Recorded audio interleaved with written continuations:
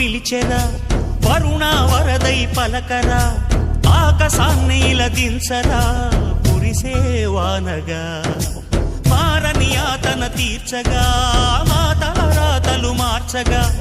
ఈ జలయజ్ఞము సాక్షిగా తలనే వంచరా మహారాజు తాని సమిధల్లి మారి నిలువెల్లా వెలిగెరా భోగాన్ని విడిచి త్యాగాన్ని వలచి తాపసిగా నిలిచెరా జనక్షేమమే తన సంకల్పముగా తన ఊపిరి హోమజ్వాలలుగా